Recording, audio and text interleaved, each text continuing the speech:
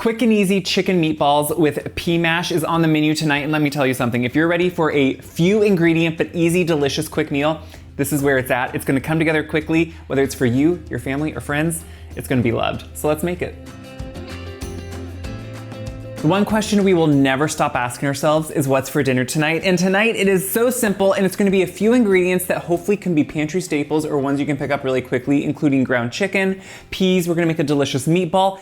You know, this can really come together quickly after work, after school, when you're getting home late. This can actually be made and you can have a great meal. You don't have to get takeout. So we're gonna start with is an egg, just because a meatball likes a little bit of a binder, and an egg is a binder. So what we're gonna do though is just beat it a little bit. I think anytime you're gonna mix an egg into something, if you can beat it a little bit, it just helps it make sure it incorporates evenly. That's to me the key here. So once that's incorporated, we can put in all of our other ingredients. Now, meatballs are simple, right? We're gonna use ground chicken. It's lean, it has great protein, obviously, and it's a very neutral flavor, so it can pick up on a lot of the other flavors we're gonna use, and that's why I'm using this. If you wanna use ground turkey, you can do that. You can use ground pork.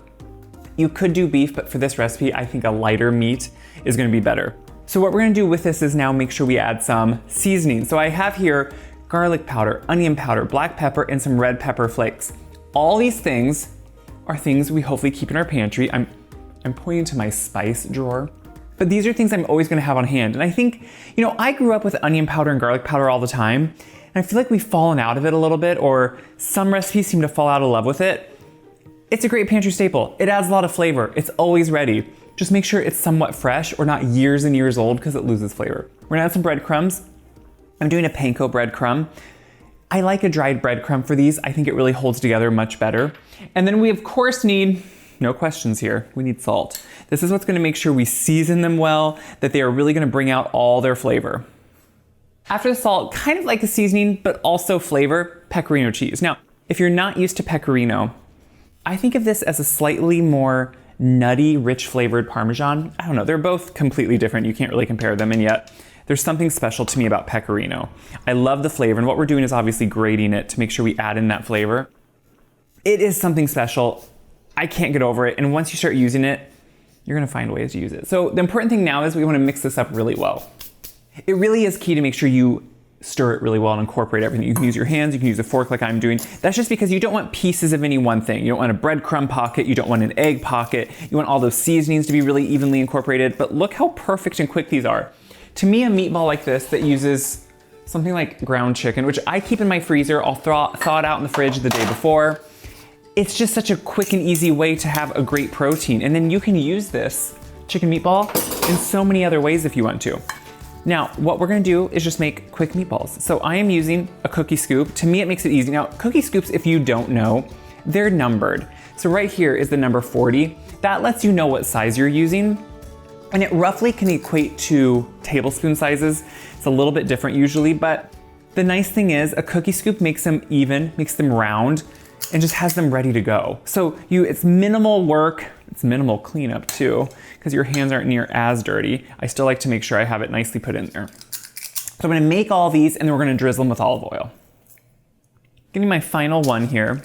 And you can go in if you want to and round them. You can see I did with some of these. You can also just go over the top. So it just kind of depends. Now, we're not gonna brown these in a skillet like you do sometimes with meatballs.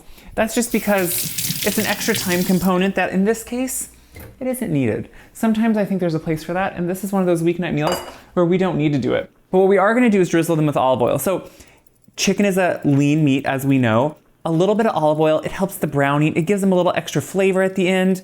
And I just think it overall helps that roasting process that you want. So now we're gonna stick these right in the oven. While those are going, we're gonna get our peas ready, do a little finessing to them on the stove so it can all come together in a really good meal. I'm just adding some olive oil to the skillet here, and I'm gonna turn it on so it can start warming through. So anytime you're gonna do anything, obviously just getting it warm is gonna help. And what we're gonna do is flavor this oil with some garlic before we add the peas. So I have garlic, I'm smashing it because it's easier to me to actually be able to mince it finely when you smash it, because once you do, you can take that husk off. See how that just falls off then? There's the husk. It's so much better than having to try to actually just husk them, or that whole trick of putting them in stainless steel bowls. That makes no sense to me and has never worked well. What does work is smashing them. So what I'm doing is just making sure I somewhat finely mince it. Now, The reason sometimes I mince it versus sometimes I would put it through a press is it just kind of depends on the flavor and how long it's gonna cook.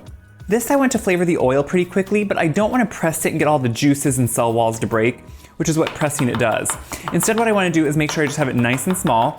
See how I'm just mincing it up, one-handed, making sure I can kind of cut it up very finely without too much work. And what we're gonna do now is take all this over and we're gonna put it right into that oil. So what I like to do to check is just kind of swirl that oil around. It gets a little bit more viscous as it gets warm. And you can tell it's starting to ripple. It has a nice heat to it. So I'm gonna take all this garlic, we're just gonna add it right in. And I only want this to warm through for about 30 seconds. We don't want it to burn. We just want it to start really becoming fragrant.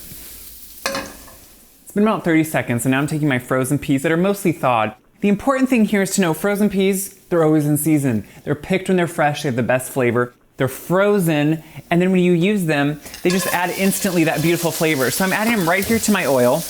That's really now fragrant with that garlic. And I wanna make sure I salt them well because peas are so sweet. They need that seasoning of salt.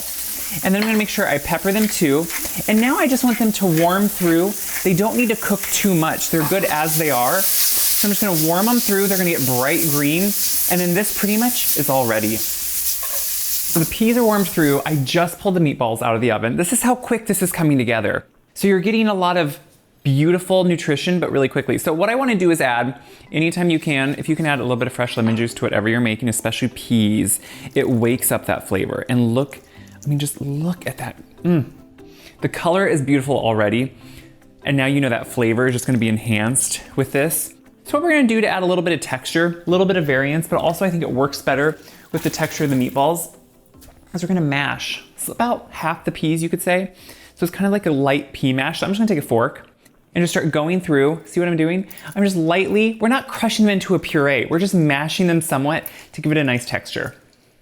And it's easy to visualize this when it's in a skillet like this. You can kind of just go down the middle and kind of get by half. Because what you're really doing is just see adding a little bit of texture. And I just think it adds a nice complexity to it, adds layers, which are nice. Kids might enjoy it better. Like, I don't know if you were like this. When we were little, we ever so often, I don't know why, we thought it was a treat to have creamed corn. Why? I have no idea. It's pretty much pureed sweet corn. But my sister and I sure thought, my goodness, isn't this special? But I think sometimes things like this can make food more fun too. So if you're doing it for kids, it's a great time to do it. We're gonna add some Pecorino cheese to this too.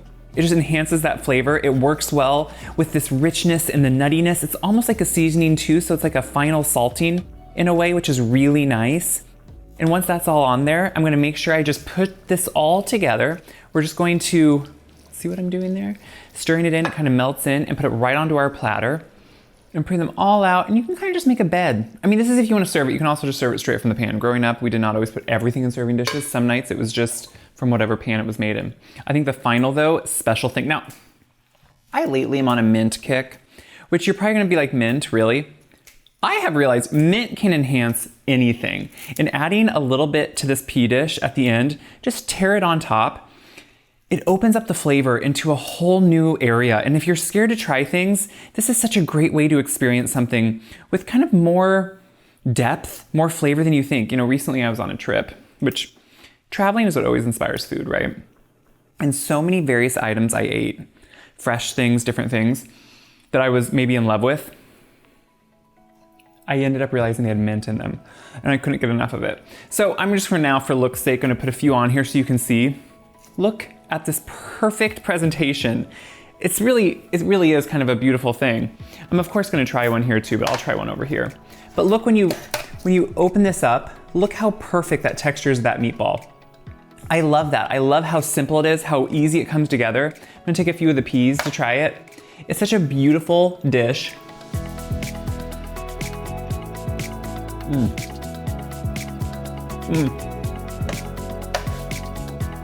I love it all together. The peas are bright. That lemon opens them up, has a little bit of that pecorino. If you get a mint piece with it, that is so good. What I love though is the meatballs are good. They have layers of flavor themselves. That simple seasoning we did, onion powder, garlic powder, red pepper flakes, really enhances and makes this something special, even though it cooks, no joke, in about 15 minutes in the oven. In that time, you can make this pea mash and you are ready to go with a meal that I think your family is gonna love. So that's what I hope you do with this. I hope you get excited to make food at home. I hope you can see that it's not always the best option maybe to go buy something pre-made, go get takeout. You can make something delicious at home with a few simple ingredients that you can keep in your pantry and have ready to go whenever you need them. You know what? Make the meatballs the morning of, keep them in your fridge, or pop them in the freezer and then bake them later if you want to. Share this video around so other people can see how easy this is. Good food is easy to make at home. If I can do it, you can do it. Check my website, wyseguy.com, for this recipe, and all my other recipes are on there because I want you to enjoy them, share them, and use them.